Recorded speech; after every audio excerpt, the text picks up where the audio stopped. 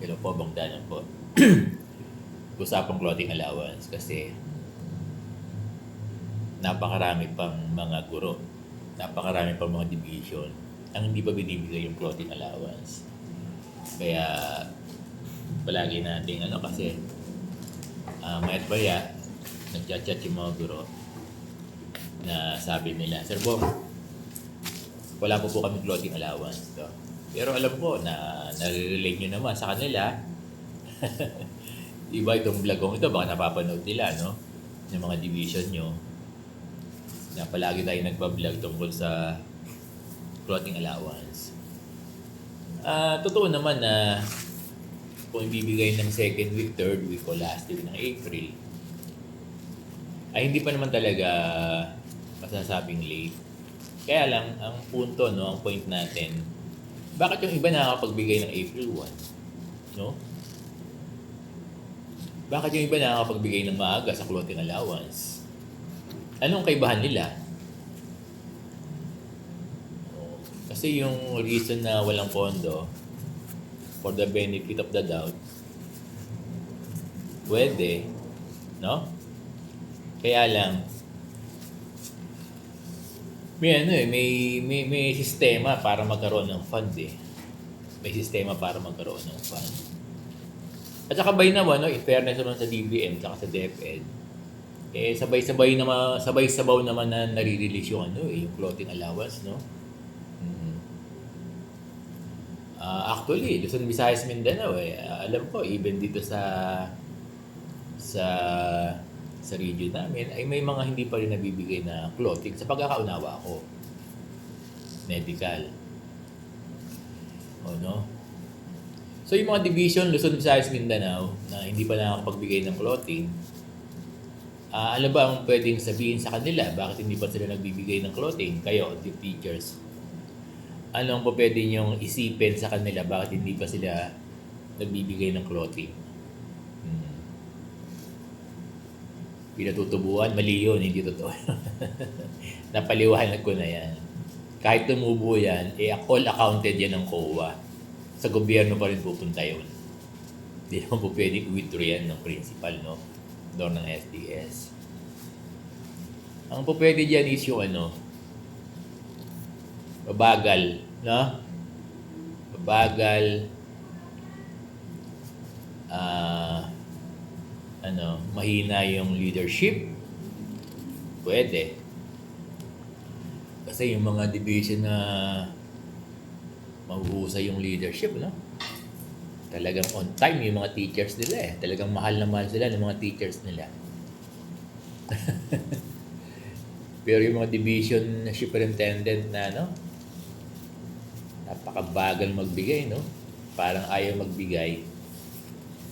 Iba ang maririnig mo kung naririnig lang nila, no? Iba.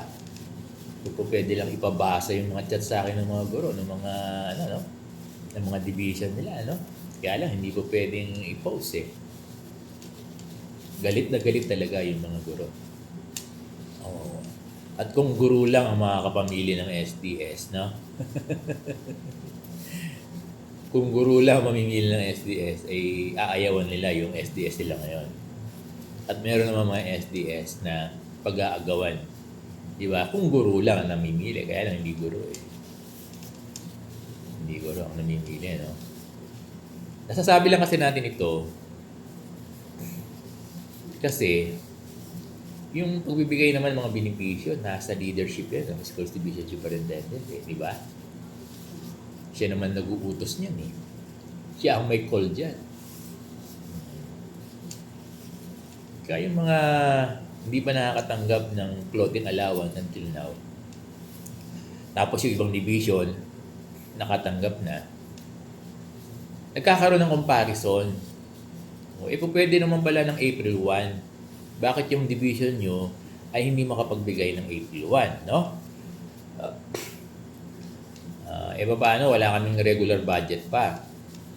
Di ba mayroong isang sistema pag walang regular budget? Kaya talagang minsan yung magsalita pa yung mga AO, sabi daw, insufficient fund, walang budget, no? Dapat, ang sasabihin dyan, magantay. Huwag yung nakaka-discourage na salita. Kaya nagagalit yung mga guro, ang sabi daw ng mga division. Walang budget, insufficient fund. Sabihin nyo kaya sa ano yan, sa DepEd, na walang fund. Diba? Oh. So sana yung mga hindi pa nang bibigay ng clothing allowance, no? Eh nakita naman natin yung mga kalagayan ng guro na 75% baon sa loan, sa PLI, garnish, nakasanla ang ATM. But 25% lang nakakaangat sa buhay. Kaya, yung clothing allowance ay mahalaga sa mga guro. Napakahalaga sa mga guro ng clothing allowance kasi magagamit nila yan eh. Pang-pamilya yan, hindi lang sa kanya. Gagamitin niya muna yan and that's the truth. Pwede kasi meron naman na siyang ano eh, di ba? Meron na siyang uniform eh, bago pa, hindi pa naman nagagamit. Ngayon pa lang gagamitin, no? Eh, ang binibisyo naman ng guro, eh, pag binigay na sa kanya yan, problema na niya yan. Kasi entitled sa kanya yan. So, yun lang ano. So, patuloy tayong mananawagan sa ating mga division office, schools division superintendent na sana po, no? Sa kalagayan ng mga guro ngayon, sana magkaroon ng pagmamalasakit, no? Sa mga guro natin. Maraming salamat po.